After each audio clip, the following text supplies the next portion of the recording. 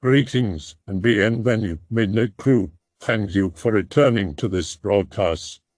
And welcome to new viewers joining us for the first time. If you like a video, then feel free to subscribe. It's happening. Aliens trashing Area 51. Aliens have escaped containment, and they are destroying Area 51. Enormous fire breaks out by Area 51, sending UFO watchers into a frenzy. A live stream camera set up on private land just outside the heavily guarded Groom Lake facility near Rachel, Nevada captured eerie footage of smoke rising from deep within the classified base. The blaze was sparked by the Gothic fire, which has grown from 8,000 acres to 35,000 since starting on July 4th. It has been confirmed as a lightning-sparked wildfire, but that hasn't stopped speculation from spiraling online, with conspiracy theorists claiming everything from a crashed experimental craft to a cover-up gone wrong. I'm not saying anything other than it was aliens. Skywatch Signal, a group that monitors strange sightings, shared on X. Area 51 has become a cultural phenomenon thanks to decades of conspiracy theories connecting the base to UFOs, aliens, and experimental aircraft testing. While the fire is outside of the military base, it is currently sweeping over where above-ground nuclear testing occurred, the Nevada test site, which sits 65 miles northwest of Las Vegas. If you are in the surrounding areas, evacuate is gonna get ugly. Another distraction from a certain case. I used to be a contractor for a sanitary supply company with an assignment in a base in the Nevada desert. Tight security and lots of background clearance. This happened for a period of 3 weeks. Our job was to replace and upgrade all sanitary dispensers: soap, toilet paper, towels dispensers, cleaning chemical dispensers, etc. We had to surrender our phones when we arrived at the terminal in an undisclosed warehouse complex. From there, they drove us there in white van with 12 seats, just me and my coordinator. They drove us there. The whole trip took like 2 hours from the outskirts of the city. We were always accompanied by the staff. Most of the guys did not look a day older than 19. Anyways, they were really cool, but still a bit of dicks at times. When we arrived at the base, it was in the middle of nowhere, not Area 51. Field strip offices and warehouses buildings scattered in the area. Most of the job was very uneventful. We moved from restroom to restroom doing our job. When we were moving from building to building, we saw a triangle-shaped plane, but it was not black. It did not make a sound, and it looked to be gliding. It looked like a serrated arrow. The guys that were with us said, "Remember, you never saw that," and both guys laughed. We asked them what that was. One of the guys responded, "We called TR, and that's all I can tell you." I wanted to ask a million questions, but we barely made conversation during the whole assignment, and our jobs were on the line. All of us were still admiring it as they drove us. It was quite a spectacle to the eyes, and I have been to many air shows, but what we saw, it was like nothing I have seen before. When I returned home, I looked on YouTube and tried to find the closest or the plane that most resembled what we saw, without dipping into UFO vids. But it glided like the B-2, but it was way different. The TR-3B is not fiction and was built with technology available in the mid-1980s or earlier. The triangular-shaped nuclear-powered aerospace platform was developed under the Aurora program with SDI and black budget monies. The tactical reconnaissance TR-3B's first operational flight was in the early 90s. Technology assuredly developed from reverse engineering of recovered alien artifacts and programs such as the SR-74 and SR-75 was used in the TR-3B. At least 3 of the billion-dollar-plus TR-3Bs were flying by 1994. The TR-3B vehicle's outer coating is reactive to electrical stimulation and can change color, reflectiveness, and radar absorptiveness, thus making the vehicle look like a small aircraft or a flying cylinder, or even tricking radar receivers into falsely detecting a variety of aircraft, no aircraft, or several aircraft at various locations. A circular plasma-filled accelerator ring called the magnetic field disruptor surrounds the rotatable crew compartment and is far ahead of any imaginable technology. Sandia and Livermore Laboratories developed the reverse-engineered MFD technology. The government will go to any lengths to protect this technology. The MFD generates a magnetic vortex field that disrupts or neutralizes the effects of gravity on mass within proximity by 89%. This is not anti-gravity. Anti-gravity provides a repulsive force that can be used for propulsion. The MFD creates a disruption of the Earth's gravitational field upon the mass within the circular accelerator. The mass of the circular accelerator and all mass within the accelerator, such as the crew capsule in the nuclear reactor, are reduced by almost 90%. This causes the effect of making a vehicle extremely light and able to outperform and outmaneuver any craft yet constructed, except, of course, those UFOs we did not build. The TR-3 is a reconnaissance platform with an indefinite loiter time. Indefinite because it uses a nuclear reactor for power. The technology behind this aircraft is considered beyond everyday technology. Some even point out that it might as well have been inspired by alien technology. For example, this aircraft can move stealthily, a feat uncommon during those times. The TR-3B Astra is extremely lightweight, giving it the ability to easily outmaneuver other aircrafts. This is possible through a technology known as the MFD technology. The MFD is a short form of a circular plasma field accelerator ring, called a magnetic field disruptor. This technology designed by the Sandia and Livermore laboratories is so powerful that it was totally kept a secret by the government, making it officially non-existent. As you would expect, a lot of money goes into this research. A good amount of citizens' taxes go to fund this project carried out at the Area 51 Groom Lake Air Base in Nevada. To understand how massive the operations going on in Nevada are, know that the government owns about 80% of all the lands in Nevada. Aurora, SR-91 Aurora, is the popular name for a hypothesized United States reconnaissance aircraft alleged to be capable of hypersonic flight. The Aurora was supposedly developed in the 1980s or 1990s as a replacement for the aging and expensive SR-71 Blackbird. A British Ministry of Defense report from May 2006, released under the Freedom of Information Act, refers to USAF priority plans to produce a Mach 4 to 6 highly supersonic vehicle. In September 2007, DARPA and the USAF signed a memo of understanding to build a Mach 6 unmanned aircraft called Black Swift under the Force Application and Launch from Continental United States Falcon program. It is believed that the Aurora project was canceled due to a shift from spy planes to high-tech unmanned aerial vehicles and reconnaissance satellites, which can do a similar job as a spy plane, but with less risk of casualties or loss of highly expensive, sensitive equipment. On April 23, 2010, the U.S. Air Force carried out a test launch of an unmanned hypersonic glider, the Falcon Hypersonic Technology Vehicle 2. They have never sent us an alien ambassador, and there are no underground bases where military personnel work alongside aliens. If we had had some sort of technology exchange program with them, why would we have to invest billions of dollars in research and technology in order to do everything on our own? We could give them hundreds more human beings in exchange for their science. The draft of Alien Rapture was originally called The Abductors and was copyrighted in early 1994. The MJ-12 documents presented in the book were copyrighted also. The point is, these documents talk about a removable lens the aliens used for eyewear. Not until several years later did the autopsy film and Colonel Corso talk about these lenses.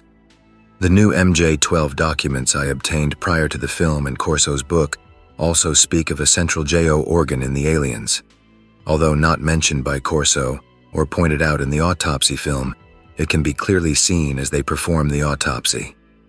From my sources, I firmly believe this about the autopsy.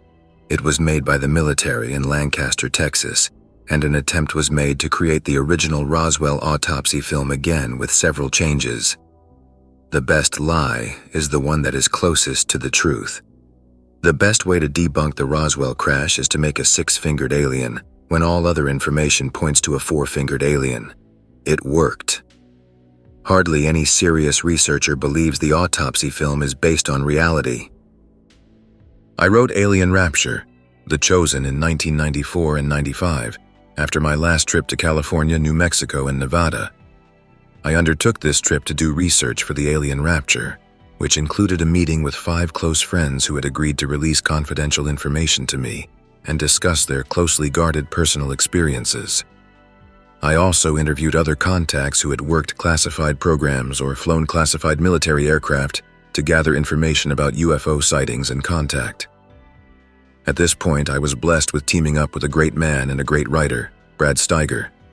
I had decided to get out of the defense industry, as I felt that fraud, waste, and abuse was rampant, both on the government and contractor sides. I wanted to work for myself as a writer and develop some product ideas that I had. So far, I've been a terrible boss. I've worked myself long hours, without many benefits, and the salary is meager compared to what I made as an engineering program manager. Who were the 5 friends and co-conspirators and a host of other insiders, you may ask? It started when some old friends of mine met in the spring of 1990 in Las Vegas. There were 5 of us then, all who had remained close following the Vietnam War. I've always been the networker for my DoD, military, and contractor friends, so I'm the one who set up the meeting. When we reached Groom, the bus pulled into a hangar and they shut the doors. The security personnel checked me in, while other security personnel dispatched the others to their places of work. I was given a pair of heavy glasses to wear, which can only be described as looking like welder's goggles. The lenses were thick, and the sides of the goggles were covered to obliterate my peripheral vision. Once I had these goggles on, I could only see about 30 feet in front of me. Anything beyond that distance became increasingly blurred. If an M1 Abrams tank barrel had been pointed at me from about 50 feet away, I would not have seen it. It was very disconcerting to have to wear those glasses. The whole time I was there, some 10 consecutive days, followed by several follow-up visits, the routine was the same. Leave Nellis before sunrise and return home to Nellis after dark every day. Only once did I get a chance to see the whole base, and that was when I was flown up from Nellis in a helicopter to Groom for emergency repairs of their crypto test equipment. For those stationed at Groom or commuting there daily, the flight schedules are posted for classified flights. Everyone not cleared for that particular program and flight must be off the ramp and inside 30 minutes prior to the scheduled operation. A couple of thousand personnel are flown into Area 51 daily, from McCarran Airport in Las Vegas and from Edwards Air Force Base in California, on contractor aircraft. Several hundred commute from Tonopah and Central Nevada via the north entrance near Rachel, Nevada. Other commuters use the south entrance via Mercury or Indian Springs, which is west of Las Vegas. While at Groom, I made contacts and met people from other programs. Over time, a few became friends and we exchanged stories. This is from my dad's friend who I talked about spoops with. He and my dad are security for a government facility. The place is almost like our area's Area 51. Weird shit goes on there that not even my dad knows about, despite having a high security clearance. Anyway, there are lots of legends about the land the facility sits on. It's super close to an area where a bunch of Indians attacked a town and got BTFO by the citizens. Dad's friend was checking doors one night and went into a laboratory. At night, the facility cuts power to numerous areas to save energy. So he was in the dark using a flashlight mounted on his rifle. He heard someone speak in a language he didn't know. He said it sounded like Yitokna or something like that. He started searching for a person. He thought he was going to find a facility worker who stayed after hours and got locked in. That actually happens a lot, so he isn't too freaked out, but is trying to treat it correctly. He turns a corner and finds nobody. He turns to leave, thinking he heard something else and thought it sounded like words. Behind him is, as he put it, an 8-foot-tall Indian in a full headdress. The dude is absolutely enormous and is glowing. Yitoknala! Get out! He runs out of the lab screaming. He called for help. Lots of dudes with big guns show up. He doesn't say he saw a giant Indian. He just said he heard talking and saw a person. Nothing found. He ended up quitting a great job. After they started making him go to that area all the time. He avoided it for years and finally people noticed and stopped taking his excuses. Now he drives a semi-truck. You're going to want to screenshot this. Since it's been confirmed that multiple government intelligence agencies monitor 4chan, then, in order to remain anonymous, I will be leaving some key names and specific points out of this post. I've been an avid member of /x/ for the last several years. I've been an anonymous information whistleblower of tons of top-secret government and military weapon technology, including information relating to MK Ultra, new aerospace technology, weapons of mass destruction, and much, much more. Today I have a major whistle to blow and a huge leak to leak. This is the first time a lot of this information is being made available to the public. I've personally worked on high-level projects out of Groom Lake in the late 80s and early 90s, and since 1993 I've been working in a remote location outside of U.S. soil for the military research in something called deep field energy research. What we are studying is a viable means of harnessing quantum energy for energy teleportation. Being able to teleport energy across distances instantly. We are trying to use quantum energy fluctuations in an entangled vacuum state of a quantum field in a way that would allow energy to be passed wirelessly across possibly infinite distances instantaneously.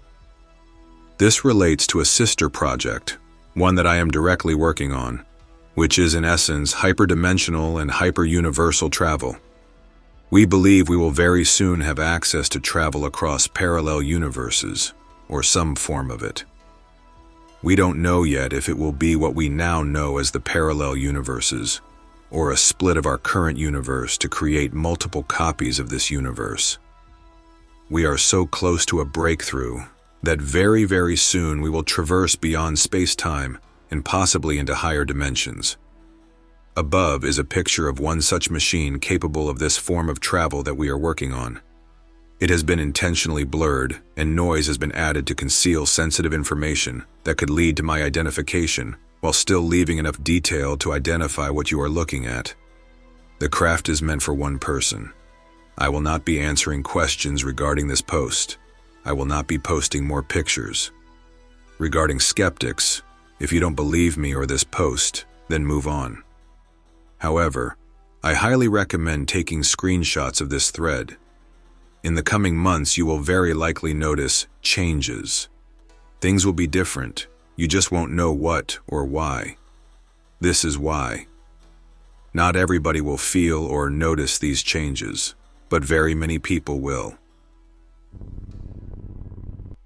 The Grand Council that secretly owns the world was having a meeting years ago, discussing whether or not they should abolish free will and make everybody sheep, but the higher-ups in the council decided they could only execute this plan if there was a just reason to believe free will should not be allowed. So some members of the council in favor of this plan would in secret try to divide mankind against himself and cause chaos, and then they arrived to their higher-ups and said, "Look at all this chaos. This is why we must control the public and not allow free thinking." And their artificial chaos plan is what we are currently seeing in the world. Also, Google CAPTCHA uses an AI, and it trains the AI. Whenever you answer the CAPTCHA, it gets smarter. And also, the United States government created a UFO task force because they are so serious that there are UFOs and they are real. And no, there is no evidence the UFOs are just birds. They are real ships that are superior to human crafts, and one of the main reasons studying the UFOs was delayed is because they are simply too advanced for us to even study. But nonetheless, your taxes are now funding the UFO Task Force, a publicly known about UFO studying facility. Area 51 was once a joke, but now it is a reality. Hello, Bob Lazar does deserve some credit. In the early 80s, he knew about element 115 almost 30 years before it became observable with our current methods of atom smashing. He talked about UFOs and strange craft leaving Area 51, and was caught showing close friends test flights of spacecrafts that were reverse engineered. He was shot at after bringing some of this to light and had his life threatened. His wife committed suicide after he went public again. The government tried to ghost him, but Groom Lake, aka Area 51, had records of him working there. Bob Lazar also made comments about other types of technology that is thousands of years old, which is why there is such a push for archaeology. Bob Lazar also had info from the 80s about internet that uses FIOS. The FIOS idea of data transfer and communication came about after 1947, so to say that he's a liar really doesn't do him justice. Despite what many people think, the past 30 years really brought a lot to light in terms of projects that were being worked on in the 80s that we use now. The man also has admitted on many occasions that he regrets ever going public, and he actually wished that he kept his mouth shut because he really wonders what else he would have worked on. So let's really think about this. Why would a man risk his life, lose a wife, lose his job and reputation on top of not capitalizing on anything he's brought to light simply to do it? Why would anyone knowingly destroy their own life just to talk shit? That argument does not make sense. There are three possibilities. He went through a major breakdown in his life and started making up things about aliens in order to cope. The breakdown in his life, as I've noticed, is that he cheated on his wife, got caught, then he went delusional. I think that the majority of the 4chan are people who are depressed, and all the /x/ is nothing but a coping mechanism. One more interesting thing is that most of the people who deal in paranormal in the aliens category, specifically, are people who are depressed, prone to taking their lives, mentally challenged, or people who are below average intelligence, who work mostly up to mid-wage jobs, but mostly low-wage, meaningless jobs, people who are constantly in an existential crisis. Which is interesting and also confirms something which a ufologist published long time ago. Something that aliens themselves are nothing but sort of religious experiences. This is the first possibility. The second possibility is that he was running a brothel where someone spelt some beans, which is more or less probable. It is possible that the person who did that is no longer alive, along with other people. The third possibility is to assume that all he said is correct. There are also other possibilities I didn't come to yet. I'm actually from Indiana, but I remember like 6 to 8 years ago there were loud booms heard outside of Kokomo, Indiana that could be heard all the way by Grissom Air Force Base, which I live next to, and that's like 20 miles away. There were like 4 or 5 orange flame-looking things in the sky in a perfect line just sort of hovering there, flickering outside of Kokomo on the south side toward Indianapolis. As I said, I lived near Grissom at a neighborhood called Eagles Point, and shit started going haywire at the base when this was going on. I turned on my scanner and heard the police saying that they needed to head to a crash site on the south side of Kokomo and keep people away until people from Grissom could get out there and take care of whatever happened. There was evidently a crash of some sort that they were blocking off, and over the next couple days there were convoys of semis escorted by police and military down US 31, and the semis had long beds with these huge objects underneath tarps going down the highway, and the escorts wouldn't let anyone drive near them at all. There were about 4 semis with these huge objects under tarps, and me and my friends just stood near the highway and watched them drive by, and then, a couple days after the incident began with the loud booms and the flickering lights in the sky, we never heard about it again. It wasn't even brought up by officials from Grissom as far as I know, and everyone just kind of forgot about it, but it weirded me out at the time. I have a friend who told me a story about when he was a kid. He used to stay with a friend of his overnight just to hang out and do kid stuff like build forts and play N64 and stuff. His friend's dad worked at Area 51, and that was all the kid knew about his dad's job. His dad got up before the sun was up and left for work and came back in the late evening the same night. Well, one night my friend stayed there and woke up when he heard the kid's dad get up for work. He peeked out the living room window and watched the kid's dad stand by the curb where an SUV pulled up. 2 military-looking dudes get out along with a couple civilian-looking people and handcuff the kid's dad to these other civilian-looking people, and they all get back in the SUV and drive off.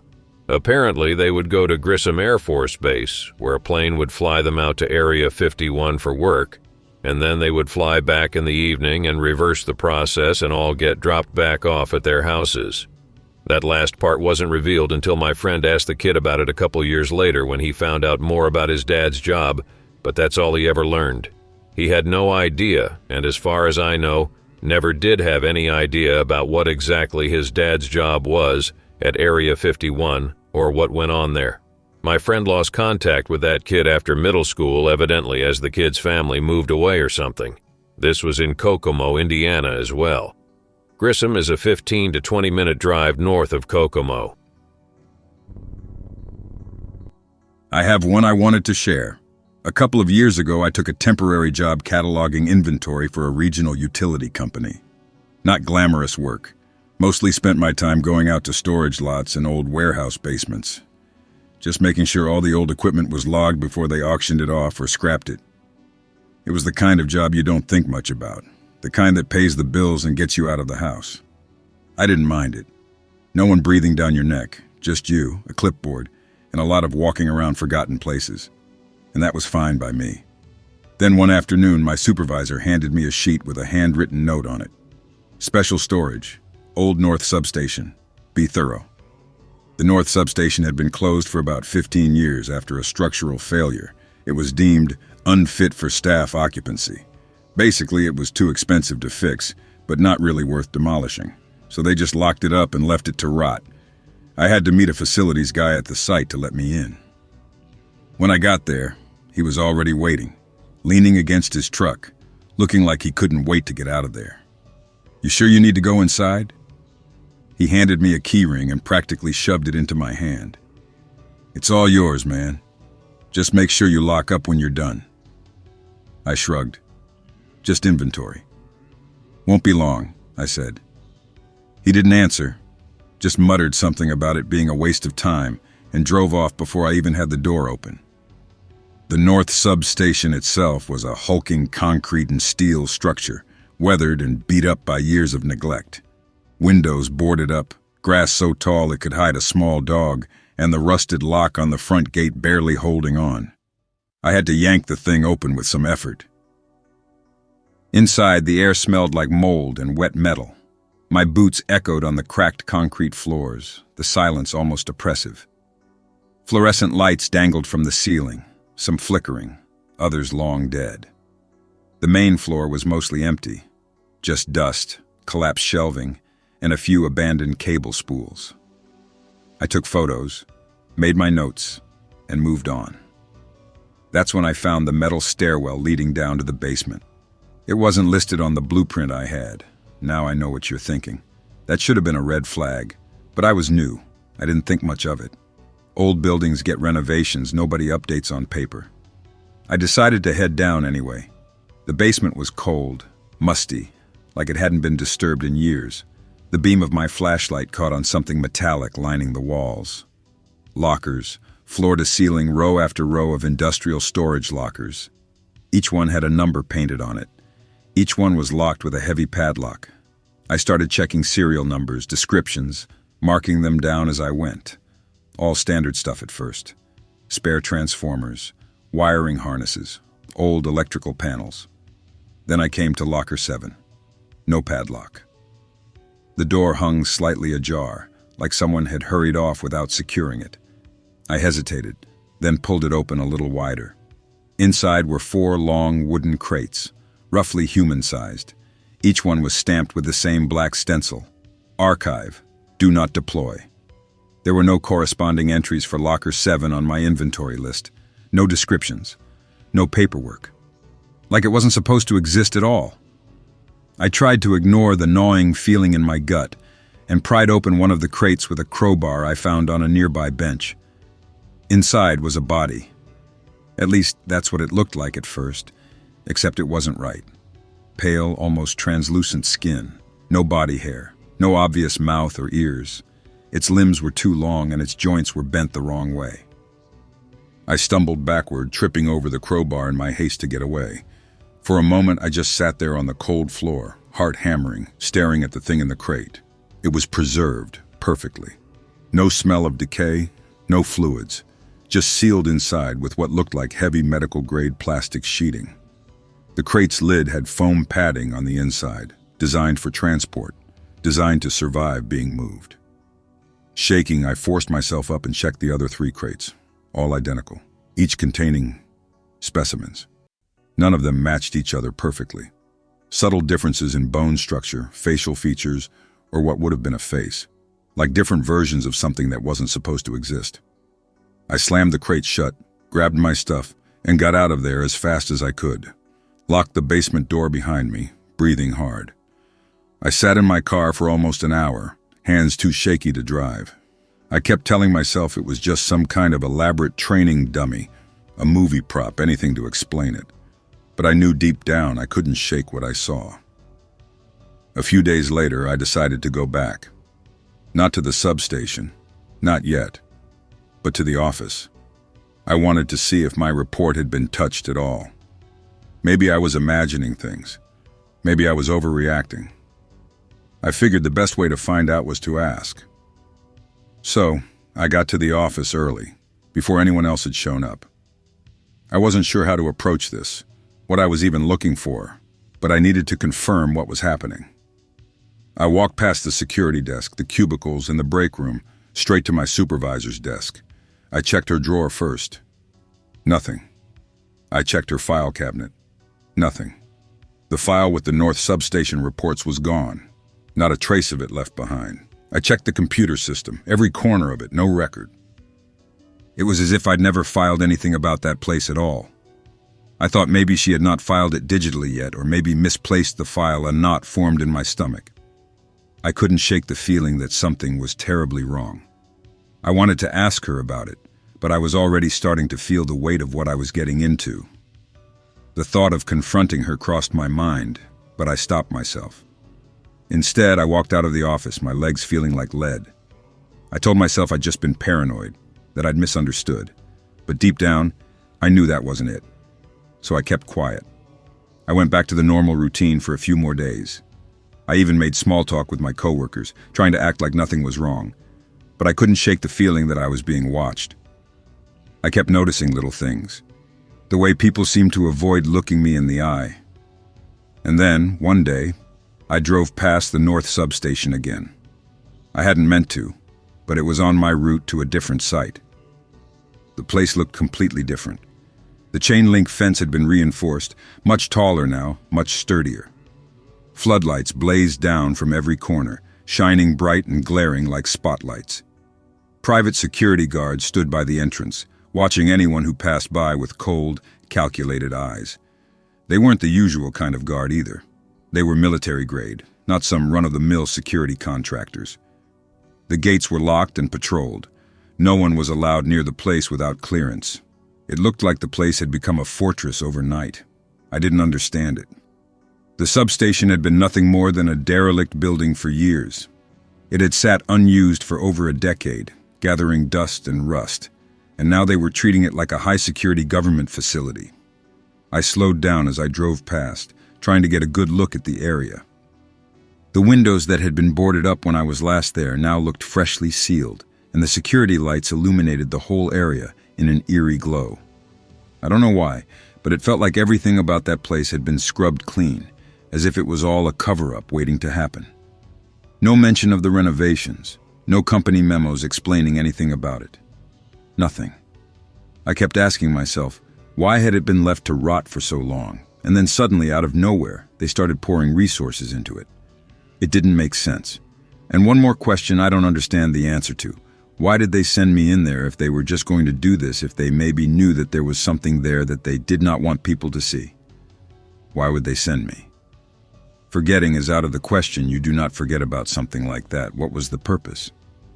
I drove away from the substation, my mind spinning. And when I got to work the next day, I couldn't focus. I tried to go about my usual tasks, but I kept replaying the images of those crates in my head, over and over. The bodies, the strange, unexplainable figures. I couldn't stop thinking about what I'd seen.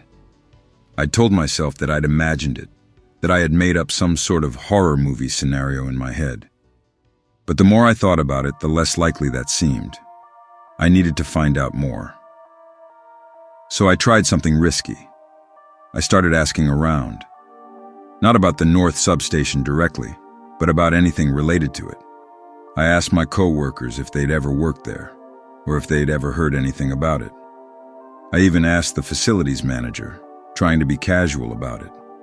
I was met with nothing but blank stares. No one knew anything. I felt maybe I'd crossed a line I shouldn't have crossed, so I dropped it. I wasn't sure if it was paranoia or if it was real, but it wasn't worth risking my job. It was a chain reaction.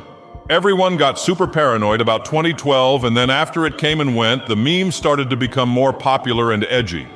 Then after Harambe was killed, it set off the Great Meme War. The memes quickly became political and anti-authoritarian, and the government took notice. The CIA started the meme campaign to storm Area 51 as a test to see if they could create a meme army. But it worked too well, and Area 51 was secretly infiltrated by the Chinese during all the commotion. They were able to secure an alien virus and modify it to affect humans, and the US government knew it, so they attacked the facility in Wuhan. Unfortunately, during the fighting, the virus infected several Chinese civilians. The US thought the virus would be highly contagious and have a 99% fatality rate. This is why the government has committed to such a stringent lockdown. But the thing is, the virus is no more harmful than the common cold. The government has two theories about this. Either the secret operatives hit the wrong facility, or the Chinese had not succeeded in genetically modifying the alien virus the way they had intended. Although some think that the Chinese had, in fact, nearly perfected the virus, only it doesn't kill immediately. It lies dormant, only affecting 0.4% of the population, but still contagious, when there are no symptoms in the other 99.6%. Only once 90% of the population is infected does it take hold and gains control over the minds of the infected. This is because the alien virus is a hive mind. It still communicates with its source, the alien still held prisoner at Area 51. And that alien's name is John F. Kennedy. I hope that you enjoyed tonight's broadcast. If you enjoyed tonight's story, then please subscribe to the channel, as more Greentext will appear daily. A new broadcast will appear when the clock strikes midnight Central Time.